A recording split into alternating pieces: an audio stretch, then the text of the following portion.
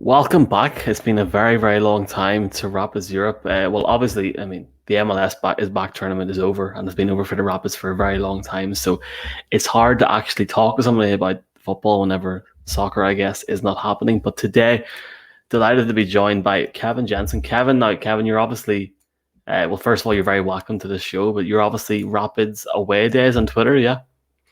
Yeah, thanks for having me, Michael. Yeah, Rapids Away Days is a meme account I created just to kind of try to add a little bit more flavor into our online community. It's a great community online, but especially we saw one of, in my opinion, one of the better meme accounts, Rapids Memes, sort of started to trail off a little bit. So tried to kind of come up and fill that void a little bit.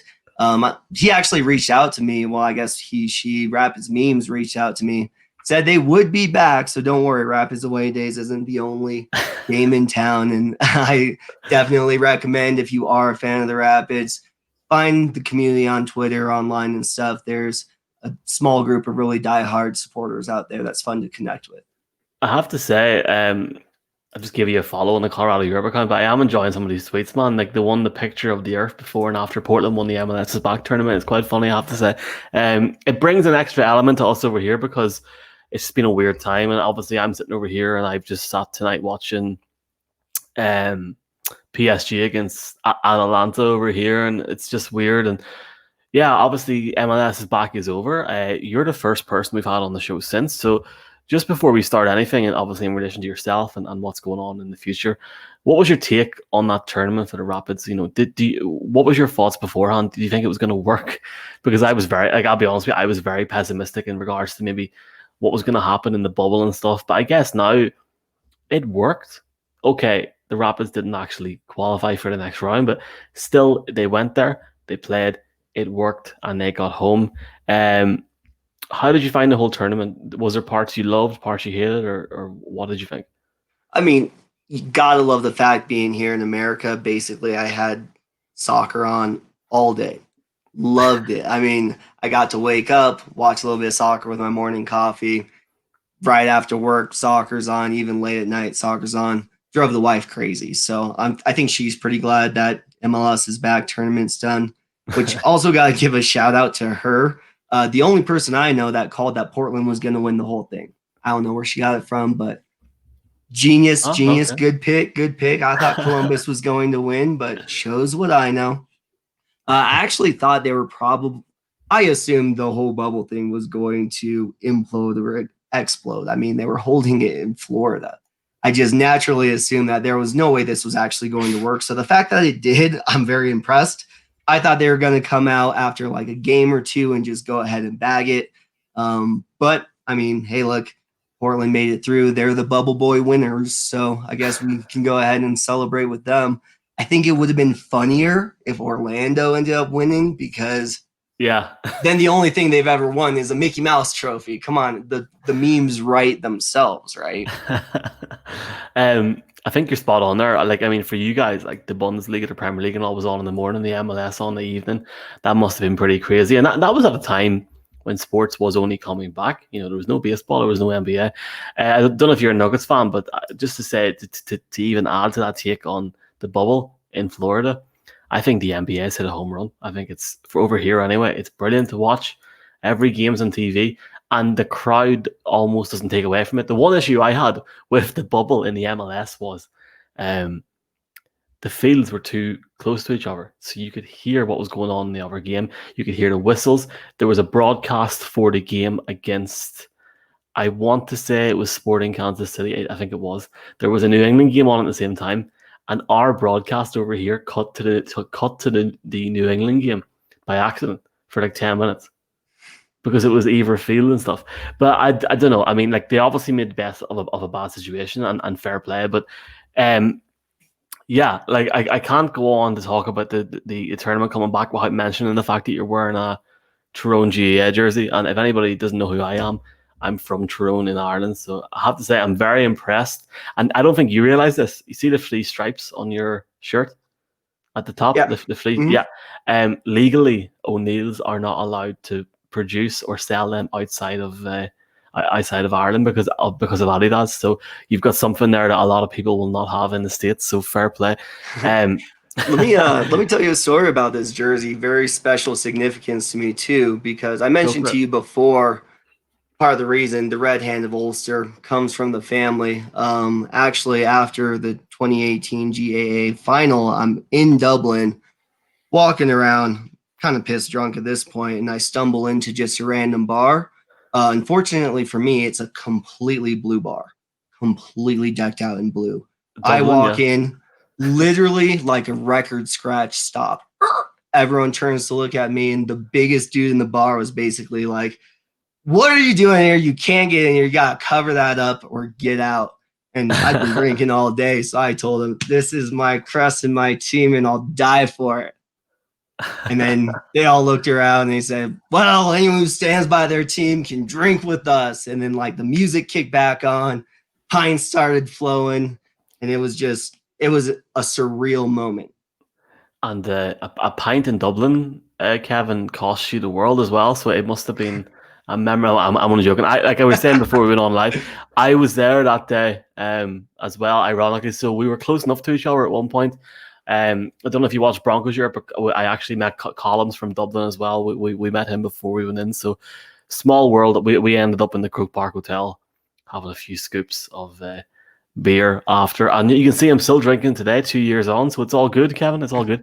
Yeah. Let's jump back to this, right? And I'm trying to create a Yeah. very Well, valuable and sorry, you want to say something? Sorry. yeah, Uh, just I didn't know if you're moving on from no, no, it's just fine. kind of how it was structured, because I think one thing that I thought was really strange when they were setting it up. I mean, I did appreciate the games being in the morning, but really that would have been so difficult for the players to sort of adapt Yeah, to, yeah. because I mean, teams had a couple really late night games, and then they'd have a really early morning game. Like, but unfortunately, like probably the best example of that as far as their schedule was actually Real Salt Lake. Had basically an evening game, then morning game. So they're one of the fews, and I mean, forget them, right? So if it was anyone else, I'd probably be complaining a little more. But on the Switch side, I don't know if you've been hearing the rumors about Philadelphia's Brendan Aronson. I guess because of the design of the tournament to have these earlier games, that potentially, I guess the theory was that more European scouts would be able to watch young MLS talent.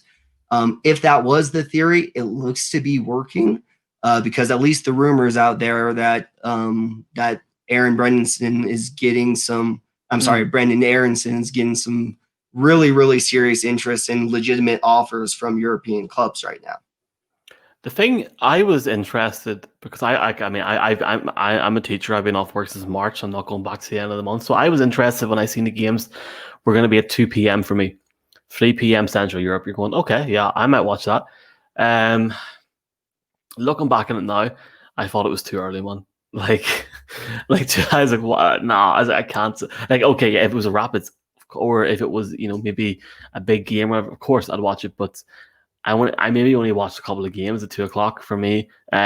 Maybe if they had put it, that's like what 9 Eastern. I mean, maybe if they had to put it maybe at 12, or I mean, let's be honest, they could have played more games. I thought they could have played more games, way more games. But this is a whole conversation for hopefully, which never happens again, a second bubble. But look, I have to be. I obviously want to be professional and not be rude or anything on this video channel. But I was surprised, Kevin, I have to say, when I seen last week that the MLS are coming back, and I wasn't surprised they're coming back, but I was surprised they're coming back in the sense that um it's not a bubble situation. I thought it would be a bubble again, whether it was in Florida or somewhere else remains to be seen. But yeah, so they're obviously, I think the Rapids are going to plan on flying over on the same day. What's your take on that? I mean, and I wasn't clear on, are they flying or are they chartering buses? That was, or is it private planes? That's what I'm not clear on. Do you Yeah, know? Do you know if it's a private chartered I plane? think some of them are private planes, but then the problem you have as well, the cost of that and the current situation that any sports league is in, never mind the MLS, is probably quite rough. I'll double check that, but I think it is private planes.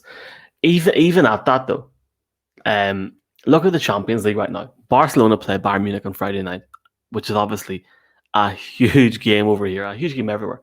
Barcelona have a player that's tested positive. Atletico Madrid, who played tomorrow night, have got 3 players tested positive. They won't tell people who it is. The games are still going ahead. I mean, I think 3 months ago that wouldn't have happened, but it remains that whole situation. What is the best way to travel? What's the safest way to travel? I'm just a little bit surprised that there wasn't a bubble again. But yeah, man, the MLS is coming back. The first game is going to be on the 22nd of August at 7 Mountain, or in my case, the 23rd of August, which is a Sunday at 2 a.m. And the only saving grace, seriously, the only saving grace for me, and that might be that it's on a Saturday night / Sunday morning. That if it was during the week, no chance. But yeah, it's good to have it back. It's just a pity about the opponent. Yeah. And as far as the setup with it all coming back, I think even with the traveling there and back the same day, one that does a couple of things in my mind. One, I can't imagine what that would be like as a player to try to wake up, take this whole flight or trip, and then Yeah. play, and then take this whole flight or trip home. Sounds like a nightmare, especially how kind of close together these games are. I mean, for instance, it looks like our second match against FC Dallas is Wednesday, the 26th of August, at least Yeah, Colorado time. it's a quick turnaround, and Three unfortunately days later. for all the fans over here, um, the games are quite late for the Rapids. But look, it is what it is. But yeah, you're spot on. There's like, I mean, I go back to work, Kevin, at the end of the month, and you got that Real Salt Lake game, you got the Dallas game, you got the Kansas City game, so I'll probably watch all of them before. But yeah, I guess it remains to be seen. I must check that for the next video, but the actual travel. Before I talk about what to expect in these games, obviously no fans allowed in Colorado at the moment. Um, do you think that's okay? Are you happy with that, or are you not happy with it? I don't mind. I mean, I think that's the smart thing to do. I don't think there's really any reason to risk it at this point. I think it's an interesting choice that out of everywhere they could have chosen to do an experiment with letting fans in, they're choosing to do it in Texas, which is it's one of the biggest hotbeds in the Mm, entire country. Colorado's actually doing fairly decently yeah, well, and we kind of have a population that is kind of more inclined to wear masks as long as you're not in kind of the more deep conservative country of Colorado. So I mean, theoretically, I think if the Rapids, let's say if the Rapids decided, hey, we're going to let our season ticket holders in and space everybody out, maybe something like that could work here in Colorado. I really have some pretty big doubts and concerns about the way this is set up, not only with the allowing fans in FC Dallas, but this whole not having a bubble. mm, What we're really losing, sort of, and like as unfortunate it probably was for the players, there was really a lot more kind of control over what the players were doing on a day-to-day basis. Whereas, I mean, we don't necessarily probably have that same amount of immediate control over what these players are doing throughout the week on their off time, what their families are doing, what their kids are possibly bringing home if we're going back to school at that point. yeah. And then the question just becomes, how quickly are we able to get this testing done? Is it actually accurate results? I mean, it could possibly work. I mean, we're all kind of on this ride together. I do think it's interesting that they didn't set a lot of games. So it kind of reveals that they themselves aren't sure that this will work either. let's look. I mean, let's hope. I'm sure we both want it to work, and hopefully it will. I don't know if you've seen Kevin. Obviously, over in Europe here in Ligue 1, anyway, in France, the Coupe de la Ligue and the Coupe de France the last 2 weeks were both PSG against Lyon in the Stade de France. I don't know if you've seen it, but they had 5,000 fans in each game. Very weird.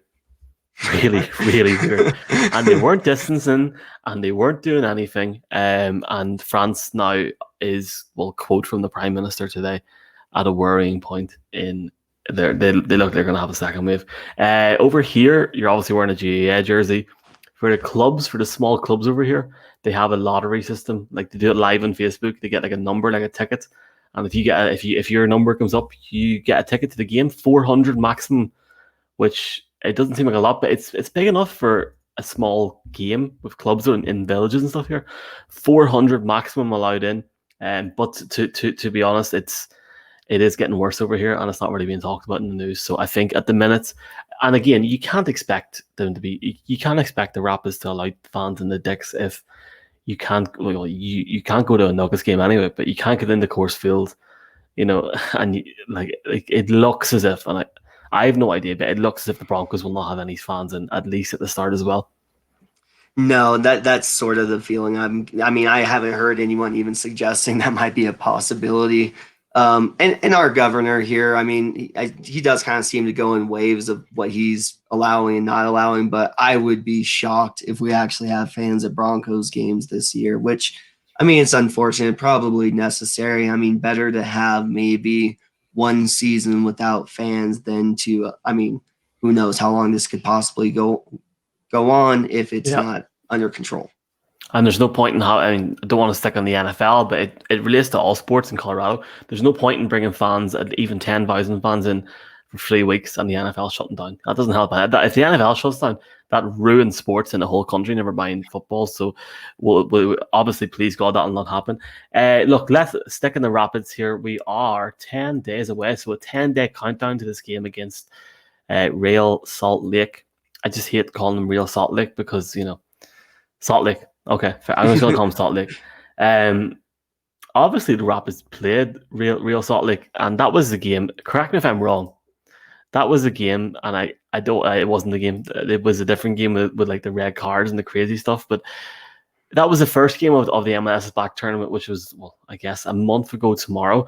The one thing, and I said this to Boraz when he was on the show, right? And this is coming from a European watching this, right? Obviously tries to watch MLS. Real Salt Lake seemed more prepared for that game.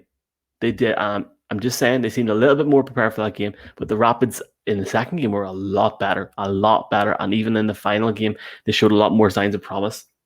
So my question is this: what do you expect from this game against Real Salt Lake? And do you think, obviously, now Colorado's had that bit more preparation, do you think that they'll take the game, and it obviously won't finish 2-0 this time? Yeah, I mean, that game was so frustrating because it looked like we were still asleep when we were playing. And I call them fake Salt Lake. A lot of people call them fake Salt Lake. There's nothing real about them. The frustrating thing is that's a totally par for the course performance from the Rapids against fake Salt Lake. I mean, I don't know if and this game especially, it did look like we were just really lackadaisical. I think one of our issues, and I think plenty of people have touched upon this, is that we're having real issues with defense and defense covering. I think one of the things that's really started making us play better was actually putting Jack Price back in that pure center defensive mid role, because then we're actually really helping the defense out. I myself am personally on the Trusty train. I think that we should go ahead and give Austin Trusty a chance.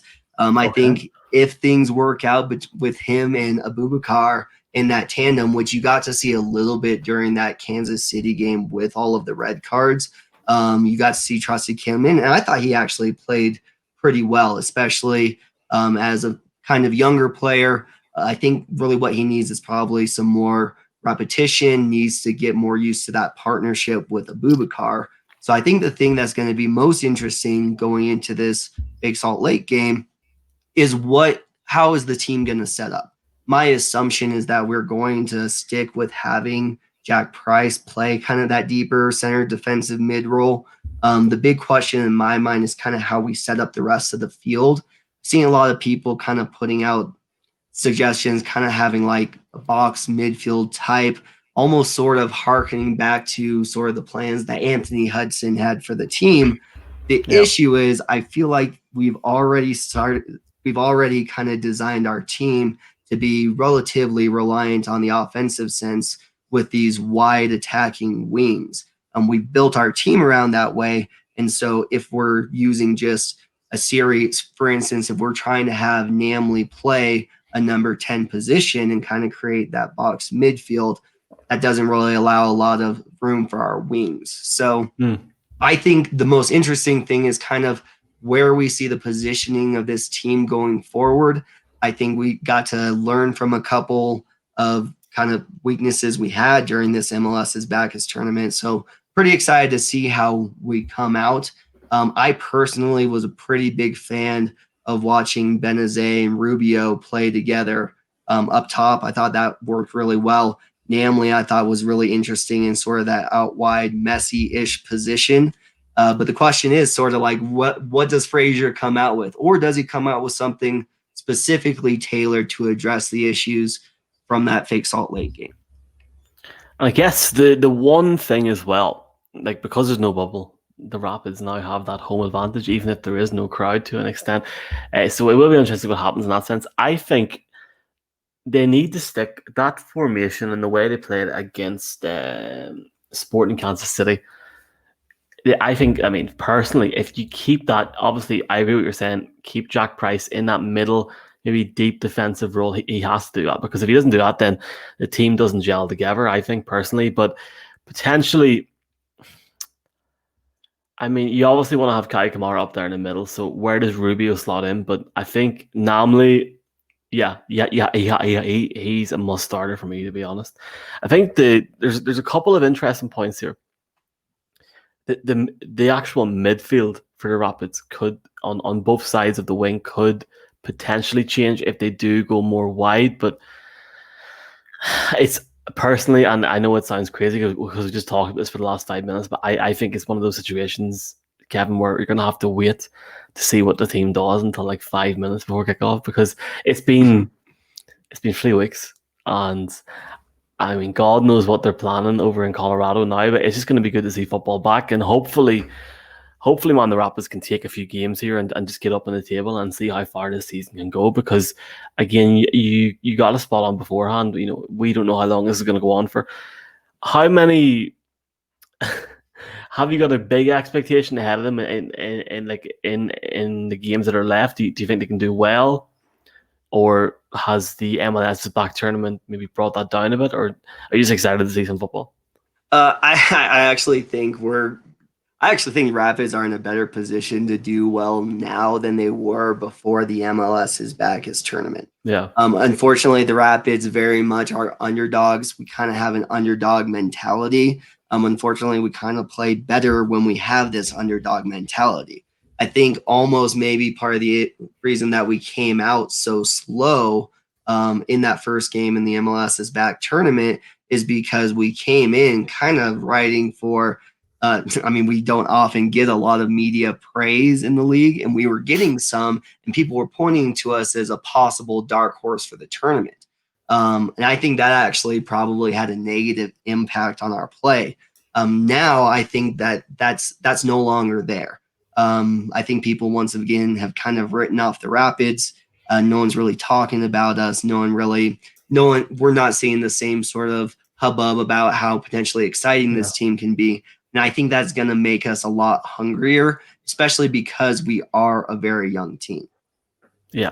And it's one of those things as well. Hopefully the Rapids can go out now and get a few results in these next few games. In terms of people watching this over in Europe, we were very lucky, Kevin, that the MLS back tournament was every game was televised, which, to be honest, is sort of unheard of here. For not in a bad way for the MLS, but usually you only have a couple of games.